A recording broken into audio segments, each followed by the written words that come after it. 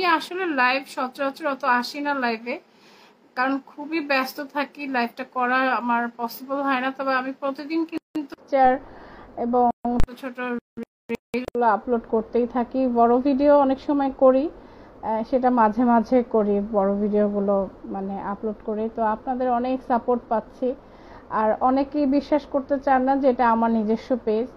আমার এই একটি মাত্র পেজ আছে, আমার আর কোনো আদার্স পেজ নেই। আরেকটি পেজ আমার হাতে ছিল, আমার নিজেরই ছিল, কিন্তু ওই পেজটা আমি হঠাৎ করে ফেসবুক থেকে হারিয়ে ফেলি।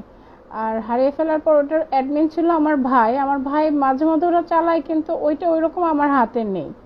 মানে মূল যে পেজটা ওটা আমার হাত থেকে সটকে গেছে। তো এই পেজটা কিন্তু এখনো আমার নিজের রয়েছে, আছে, এটা আমি চালাচ্ছি। হ্যাঁ, আমি তো অ্যাকশন নায়িকা হিসেবেই পরিচিত ছিলাম এবং অ্যাকশন ছবি আমার হাতে আসতো, যার জন্য অ্যাকশন ছবি করতাম। কিন্তু আমার রোমান্টিক ছবি করার খুব ইচ্ছা ছিল। তৎকালীন যেসব ডিরেক্টররা ছিলেন, ফিল্ম ডিরেক্টররা ছিলেন, তারা আসলে আমাকে রোমান্টিক ছবিতে নিতে আগ্রহী ছিলেন না, যেটা সত্যি কথা, যে আগ্রহী ছিলেন না। এবং যারা অ্যাকশন ছবি মেক করতেন তারা আমাকে কিছুটা ওয়েস্টার্ন ধাঁচের ক্যারেক্টার দিতেন। ম্যাক্সিমাম ক্যারেক্টারই আমি করেছি ওয়েস্টার্ন টাইপের ক্যারেক্টার। আর এর কারণেই আমার আসলে আমি বিকশিত হওয়ার ওই রকম সুযোগটা পাইনি চলচ্চিত্র থেকে। আর আমি খুব অল্প সময়ে চলেও এসেছি, খুব যে বেশি দিন কাজ করেছি তা না। সব মিলিয়ে 6 বছর ছিলাম ফিল্ম ইন্ডাস্ট্রিতে। আসলে আমার যারা সিনিয়র ছিলেন তারা কিন্তু আমি চলে আসার পরও অনেক দিন ফিল্মে ছিলেন। তো আমার আসলে ফিল্মে ওইভাবে থাকা হয়নি, কারণ আমি অ্যাকশন ছবি করতে করতে লাস্টে আমি যখন আর রোমান্টিক ছবি পাইনি, তখন আমার আর কাজ করতে ইচ্ছাই করেনি, আমি চলে এসেছিলাম। তো যাই হোক, সেই গল্প একদিন আরেকটা লাইভে আপনাদের সাথে করব।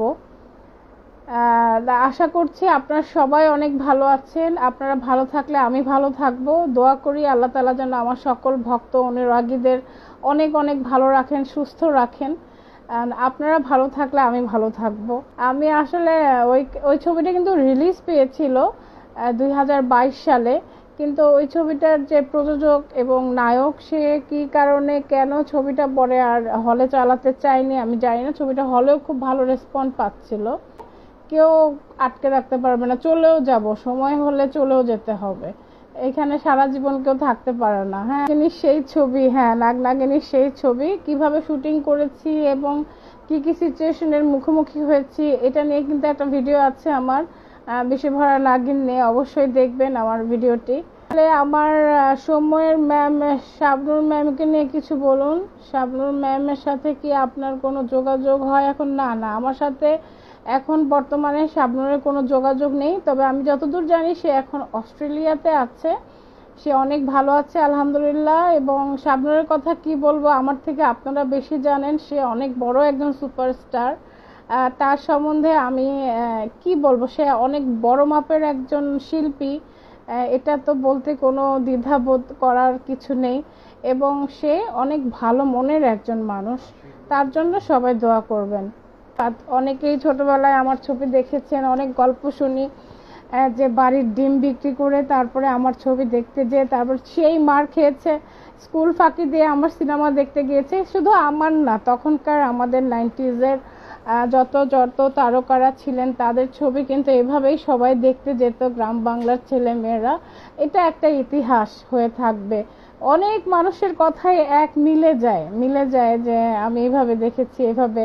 অনেকে বাড়িতে ভিসিআর ভাড়া করে বা সিডি ভাড়া করে এনে সিনেমা দেখেছেন, এটাও আমি অনেক শুনি। তো সবাই অনেক অনেক ভালো থাকবেন, সবার জন্য অনেক অনেক ভালোবাসা। আসসালামু আলাইকুম।